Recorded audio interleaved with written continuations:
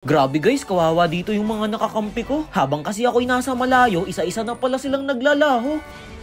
Sa isip-isip ko, baka ako yung pakasalanan ng mga to kasi wala ako sa clash. Kaya naisipan kong magpakitang gilas. Hindi biro yung gagawin kong to guys, kaya wag na wag nyong ikukurap ang inyong mga mata. Biruin nyo, ang sasagupain ko dito 5 piraso. Ayokong madismaya ang aking mga kasama, kaya gagawin ko ang lahat ng aking makakaya. Tinesting ko muna kung uubra ba sila. Doon ko napatunayan na pwede nang pagtiyagaan. Tignan na lang natin mamayang late game kung kakayanin ba nila ako. Pag good game pa tong Aldous na to. Ewan ko na lang kung anong magiging kahinatnan nyo sa dulo. Nang makabalik nga ako, sumibat agad ako dito sa midline. Kung sinuswerte nga naman, ito na yata ang oras para sila ay mabawian. Tignan nyo guys, hindi nila ako malapit-lapitan. Pagtakbo nila, akin pang prinikilan. Mabuti na lang kanyo guys, paminsan-minsan marunong din ako magbiro. Binibigay ko muna ang kanilang mga luho. Sobrang sweet nga ng mga kakampi ko napitas lang ako, gusto nila sila rin. Paulit-ulit kong sinasabi na hindi nga nila kaya pag wala ako. Pero wala tayong magagawa, matigas talaga ang mga ulo. Naubos tuloy kami, tapos ang magdidep lang ay si Arlie. Maya-maya nagulat ako, parang tatapusin na yata nila. Kita nyo naman, nagtatower lock na. Mabuti na lang nakabalik agad ako. Syempre, ano pa nga ba, kailangan na namang magsakripisyo. Kaya ayos lang guys, kahit ako ay nawala. Ang importante, kami ay nakapag-dep pa. Kung hindi ko ginawa yun, baka talo na kami ngayon. After nun, niyaya ko sila mag-lord. Ito na lang kasi ang susi, para naman kahit papano, meron kaming palag. Sayang kasi, dapat pala kanina, puro po siyang aking inatupag. Nang aking nga makuha, nakita ko si Clint sa mapa. Buti, hindi ko pinatama sa kanya. Heto kasing Lito ang mas malaga. After that, pinush ko na yung top line nila. Sobrang lakas ng loob ko dito guys, kasi nga nasa aming panig yung Lord. Sa katunayan nga niyan, yung prolly nila ay halos magulantang. Pinasok ko ba naman sa loob at akin na pas lang. Isusunod ko pa nga sana si Kagyura, kaso nakita ko si Aldous paparating na. Umiwas na lang ako, baka ako'y maka-double kill pa. Nagtataka nga ako guys bakit lumalabas pa sila sa kanilang lungga? Alam nyo naman ako, malikot ang aking mata. Akala nga ata nitong Aldous ako'y kaya pa niya. Oo siguro, kanina nung una. Awit sa luya, kinees pa. Pwede namang magpaalam sa bida. Tapos dito guys, habang nagdedep sa midline yung mga kalaban, di nila alam na ako'y nakaabang. Sinubukan ko lang naman kung e-epekto ba yung pag-asinta ko. Boom, yung Clint ay burado. Hindi lang yan kasi pati sa Torre ay aking pinasok. Awit nga dapat hindi na sumanib tong si Angela. Nang mapitas ko kasi si Alucard, yung isa ay natakot na. Nakatakas pa tuloy, sayang yun na. Si Kagyura na lang tuloy ang aking napagdiskitahan. Kaso nga lang, parang sumobra ako sa kalaliman. Kanila tuloy akong natsambahan. Pero kahit papaano, nailigtas ko si Angela guys. Pinabak ko na lang kasi siya kaysa madamay pa. At ayun na nga guys, pagkagising ko, naisipan ko nang tapusin to. Di nga nila in-expect na ako ang mangunguna sa pakikipagdigma. Inuna ko tong si Prolin para wala silang heal. Pati si Clint ay aking nasupil. Nawalan kami ng minions dito sa midline. Buti na lang meron dito sa top. Bali si Alucard na lang ang matitira dito. Tinayuan ko pa nga siya. Kala ko makikipagsabayan. Hindi naman pala. Umuwi na lang ang ginawa. Nagpapuno muna ata siya ng buhay guys. Tsaka siya lalabas. Ang tagal nga naiinip na ako. Tapos matutulog lang din naman ng ilang segundo. At ayun na nga guys. Sobra silang umasa sa aking ginawa kanina. Ganun talaga ako minsan pag natripan aking pagraraluan. Natalo pa tuloy sila nang hindi nila inaasahan.